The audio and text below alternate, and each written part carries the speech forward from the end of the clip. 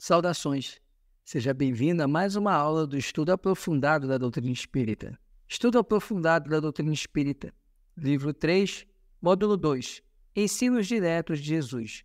Roteiro 4, As Moradas da Casa do Pai. Neste roteiro nós vamos conversar sobre a fala de Jesus ao relatar que há muitas moradas na casa do Pai. Vamos entender o sentido dessa afirmação do Cristo à luz da doutrina espírita. Tópico 1. Texto evangélico. Não se turbe o vosso coração. Credes em Deus. Crede também em mim. Na casa de meu Pai há muitas moradas. Se não fosse assim, eu vou-lo teria dito, pois vou preparar-vos o lugar. E, se eu for e vos preparar lugar, virei outra vez e vos levarei para mim mesmo, para que onde eu estiver, estejais vós também. Mesmo vós sabeis para onde vou e conheceis o caminho. Evangelho de João, capítulo 14, versículos 1 ao 4. As moradas da casa do Pai, expressão cunhada por Jesus, é muito conhecida dos espíritas por representar um dos princípios da doutrina espírita. Tal ensinamento evangélico abrange, a rigor, 3 ordens de ideias. A primeira refere-se à pluralidade dos mundos habitados no universo. A segunda indica as regiões ou esferas vibracionais existentes no mundo espiritual, para onde iremos após a desencarnação. A terceira tem relação com os níveis ou graus evolutivos, moradas, de cada espírito, independentemente do plano de vida em que se situe. Esta é a razão de ser a humanidade constituída por espíritos de diferentes ordens, conforme o grau de perfeição que tenham alcançado.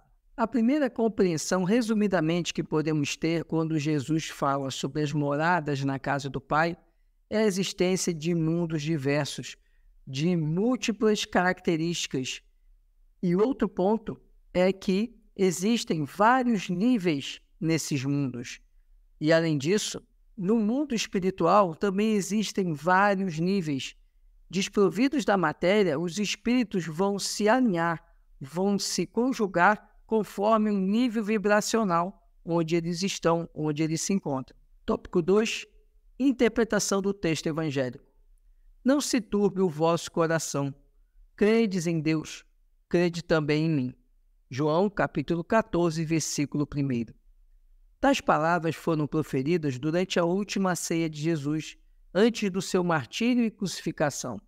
Fazem parte do conjunto das derradeiras instruções que o Mestre prestou aos discípulos, cuja tônica é despedir-se dos irmãos e irmãs que lhe compartilharam a existência durante os 3 anos em que pregou o seu Evangelho, e também firmar mais uma vez seu amor e compaixão por toda a humanidade. No discurso de despedida, suas palavras são saturadas de compaixão por todos os discípulos, do presente e do futuro, que em seu nome deveriam submeter-se aos mais ásperos testemunhos.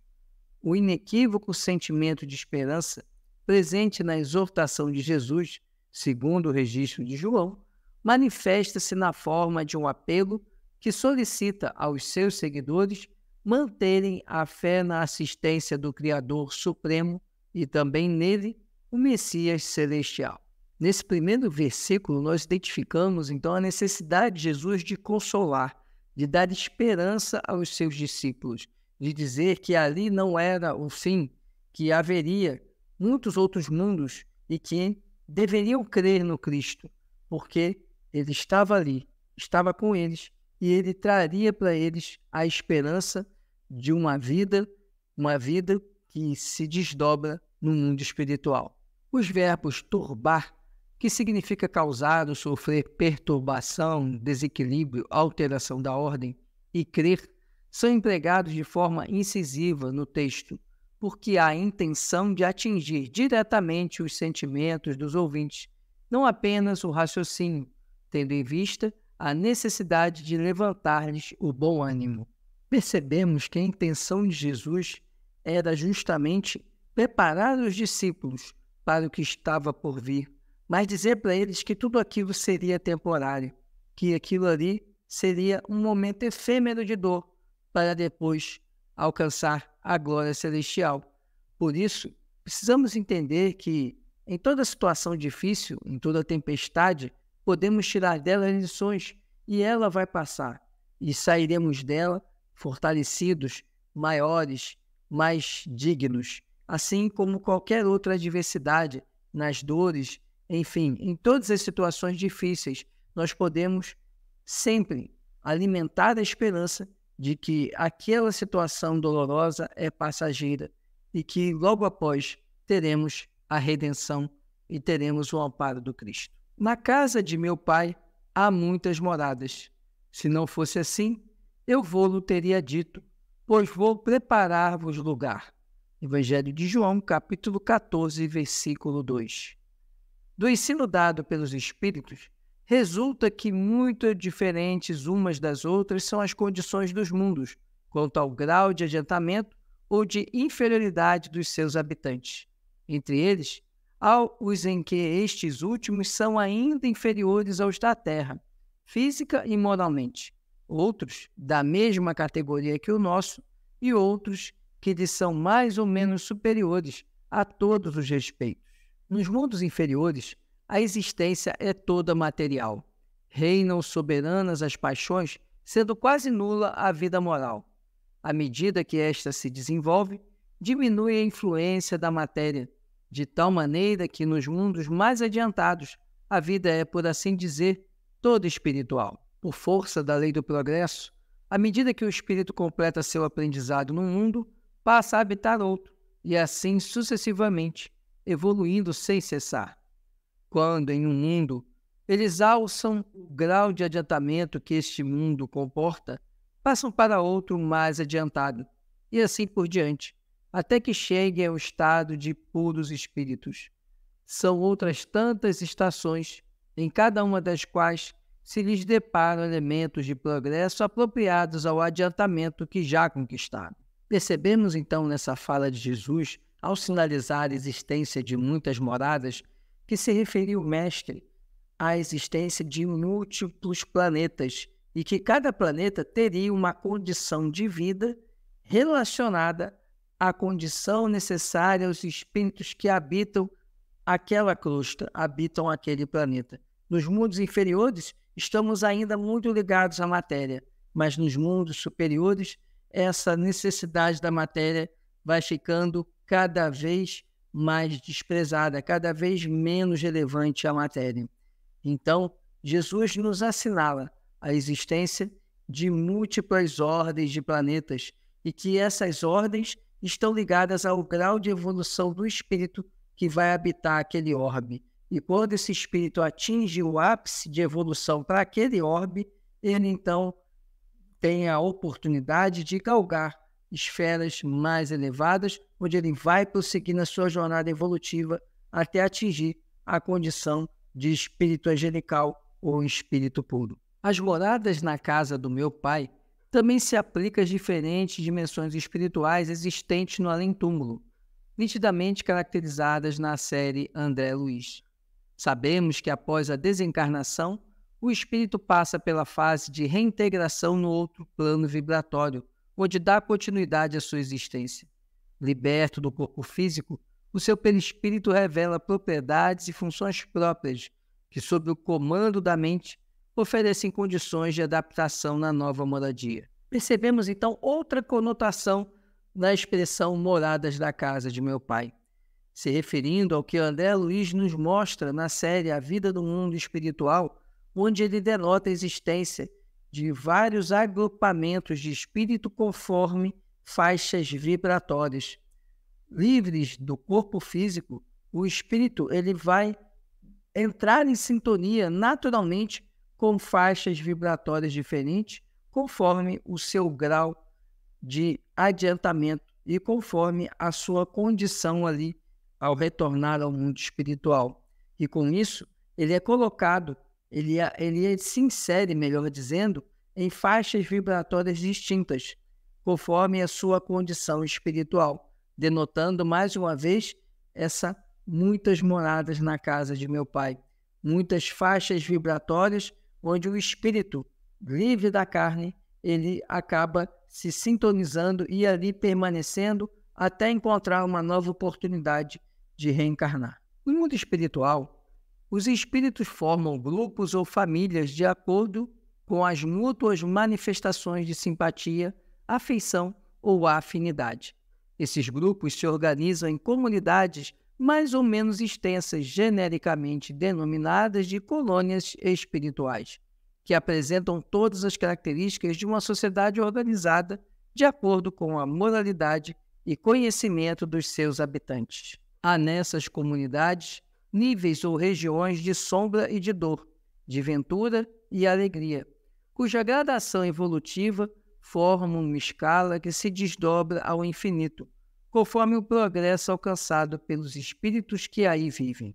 Antes mesmo da codificação do espiritismo, o vidente sueco Emanuel Swedenborg nos informava que o outro mundo para onde vamos após a morte consiste de várias esferas, representando outros tantos graus de luminosidade e de felicidade. Cada um de nós irá para aquela que se adapta à nossa condição espiritual. As muitas moradas da casa do Pai estão relacionadas, igualmente, aos degraus evolutivos que caracterizam a longa caminhada ascensional do espírito, iniciada quando ele foi criado por Deus, ainda no estágio de simples e ignorante, até o nível de espírito puro ou angélico. Recebemos, assim, inúmeras concessões do Criador, em razão da sua misericórdia, necessárias ao nosso aprimoramento espiritual. Tudo isso indica que o Pai forneceu ao Filho o homem a casa planetária, onde cada objeto se encontra em lugar próprio, aguardando somente o esforço digno e a palavra de ordem para ensinar à criatura a arte de servir. Vemos, então, que as colônias espirituais, como o nosso lar, citado por André Luiz, nada mais representa do que uma dessas moradas na casa do Pai.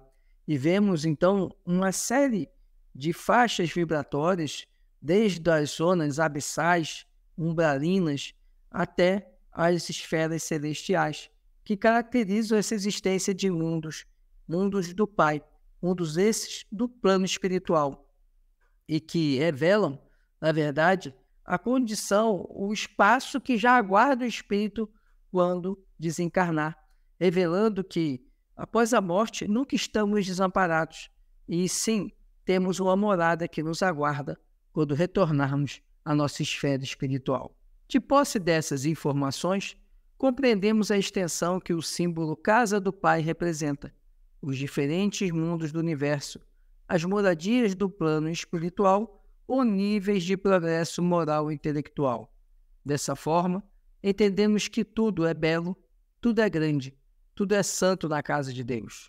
E, se eu for e vos preparar lugar, virei outra vez e vos levarei para mim mesmo, para que onde eu estiver, estejais vós também.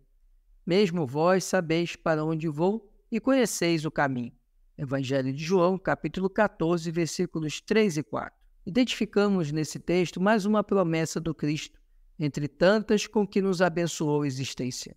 Preparar o lugar revela a diligência do seu amor, a assistência contínua, manifestada diretamente por ele ou pelos seus mensageiros celestiais, de acordo com o interesse, disposição e esforço dos aprendizes, são organizados caminhos e planos de trabalho. Na categoria de nosso guia e orientador maior, Jesus segue à frente, oferecendo meios e recursos para que se concretize a nossa melhoria espiritual, de sorte que, quando estivermos livres das imperfeições, estaremos definitivamente unidos ao seu coração.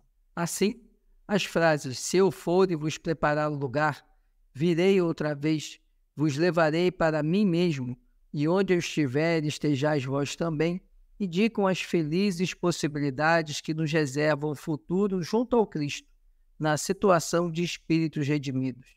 Então, nossos sentimentos, pensamentos, palavras e ações serão semelhantes aos dele, na consolidação da sábia afirmativa contida no Evangelho, para que todos sejam um, como tu, ó Pai, o és em mim, e eu em ti, que também eles sejam um em nós.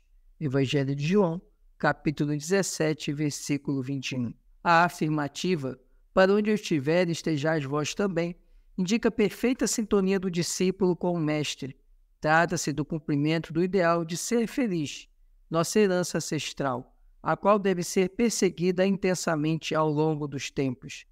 Destacamos ainda os dois modos de conjugação do verbo estar, estiver e estejais, presentes na frase ora citada. Refletem, na verdade, o instante em que o discípulo se integra definitivamente ao Evangelho de Jesus. Nesse momento, acontece entre Jesus e o seu fiel servidor um nível de compreensão mútua, indicativa de que a criatura alcançou o estágio de espírito puro. Toda essa caminhada, contudo, só acontece após um árduo trabalho de ascensão. Podemos perceber, então, quando Jesus fala em preparar o lugar, perceber o amor, o carinho, a atenção dele para cada um de nós, no sentido de que ele nos aguarda. Esse lugar já está preparado. Só que ele não pode fazer com que cheguemos a esse lugar contra a nossa vontade. E sim, ele nos mostra o caminho que precisamos trilhar para um dia estar verdadeiramente junto ao Pai.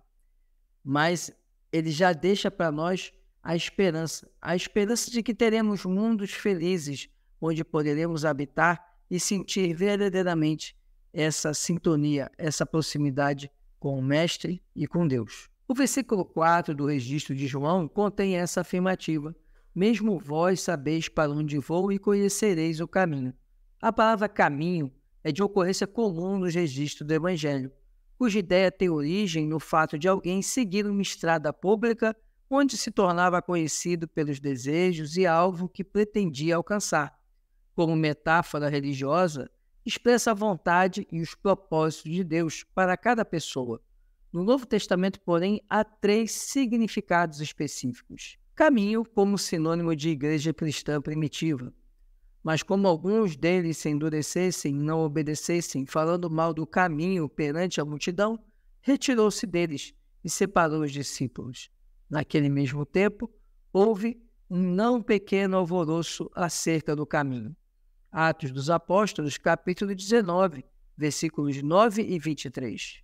Caminho, no sentido de rota, meio ou via da salvação.